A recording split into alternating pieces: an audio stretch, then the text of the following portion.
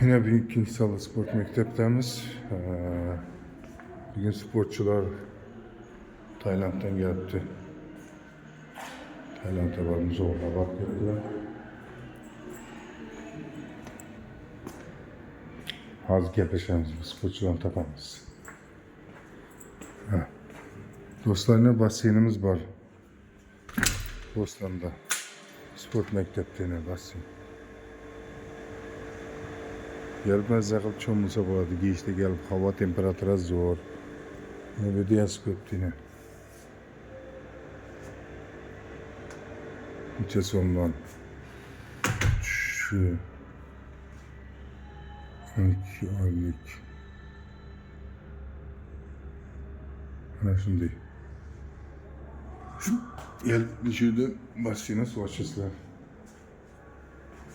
Sizlere sporcularla tanıştıralım. Tayland'dan gelgen. Yine Tayland'dan gelgen sporculardan taptık yine.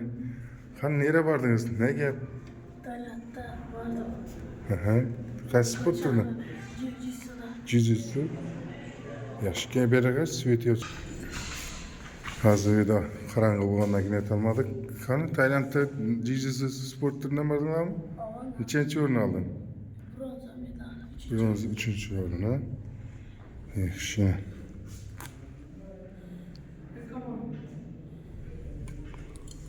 Zor buldun, zor şehirmiken Tayland. Kıdırdınlar mı? Neçe sporcu var mı? Çok vardı. Birimizden bir sporcumuz sağlığımızı alamadı.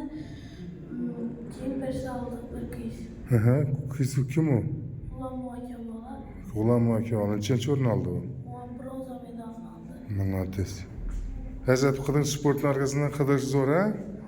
Yaxşı tayarlansak ha? Malates. Ustazın kim? Nasıl? Kim Rasul? Baltayev mi? Baltabayev Rasul ağam, malades. Yine bir de gimnastik kızlarımız tayarlanadı. Yine hasta çekilmeyen. Bu da halası tayarlanıp başarılar. Bedi gimnastik ya. Yine toplar, şarlar.